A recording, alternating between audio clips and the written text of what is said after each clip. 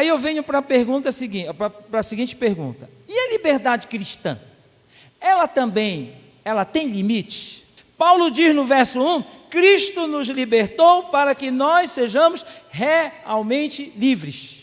Então Paulo diz: Cristo nos libertou. E essa libertação de Cristo, ela não é para que a gente, naquele conceito do mundo, né? Estou livre, leve e solto, posso fazer o que eu quiser. Não, porque aqui o sentido de Cristo nos libertou para que nós sejamos realmente livres, significa que Ele me liberta de uma coisa e me faz servir a um outro Senhor. Este Senhor é Jesus Cristo. Então eu não sou livre, livre no sentido de fazer o que eu quiser, porque Ele me libertou e agora eu tenho um outro dono. Saiu de dono para um outro dono. O meu dono anterior era a escravidão do pecado, era o pecado. Era a minha natureza humana que me escravizava e não deixava que eu saísse dela. Agora, como Cristo me libertou, agora então eu tenho liberdade lá do pecado, mas eu sou escravo de Jesus Cristo. Ele é o meu dono. Então eu não posso fazer o que eu quiser. Então a liberdade cristã, ela tem limites, porque nós não estamos livres no sentido de fazer o que eu quiser. Eu sou responsável, a minha vontade é algo absoluto na minha vida. A partir daí eu posso até lembrar, por exemplo, a fala de Jesus lá em João 8,32, quando Jesus diz: conhecereis a verdade e a verdade vos libertará. A verdade que vem do Evangelho, ela faz abrir os meus olhos para aquela vida de pecado que eu vivia, que me levava para a destruição, e agora eu posso olhar as coisas de Deus, a proposta de Deus, a vontade de Deus. E esta é a liberdade que me faz, então, viver agora para Deus, para ver as coisas de Deus e recusar as coisas da natureza humana. A gente tem que viver a liberdade cristã, que tem limites, mas com autoridade neste mundo.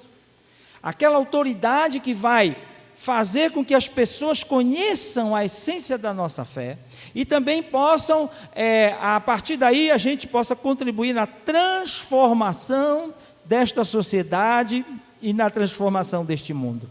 E há alguns princípios desta liberdade cristã que a gente não pode esquecer, jamais, para que isso sirva como expressão da nossa autoridade desse mundo. Primeiro princípio é o seguinte: liberdade cristã é um projeto de vida sem volta. Diz o apóstolo Paulo, verso 1: por isso continuem, jornada cristã, continuem firmes como pessoas livres e não se tornem escravos novamente. O projeto de vida cristã não volta atrás.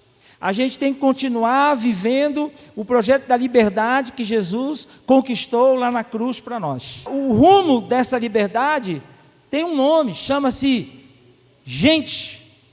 O rumo da minha liberdade são as pessoas. Então eu vou até as pessoas. E essa liberdade, ela não tem volta, porque eu vou para amar as pessoas, para me relacionar com as pessoas. Esse é o projeto.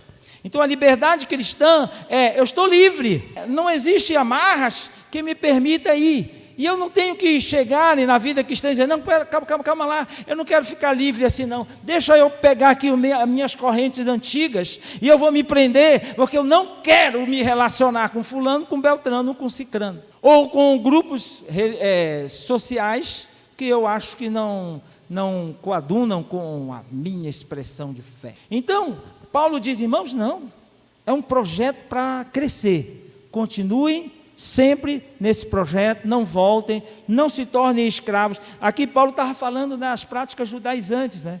Ele estava indo contra as práticas judaizantes. Ele diz: irmãos, vocês estão livres em Cristo, vocês não precisam se tornar judeus, viver nas amarras da lei de Moisés.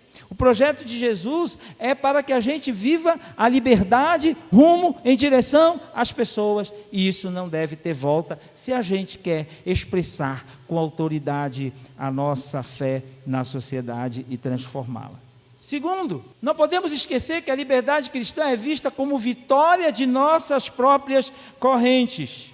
No versículo 13 ele diz: porém vocês, irmãos, foram chamados para serem livres, Mas não deixem que essa liberdade se torne uma desculpa para permitir que a natureza humana domine vocês. A gente precisa entender que para a gente ser autoridade na sociedade, a gente tem que vencer as correntes. E essas correntes também têm nome. Chama-se eu.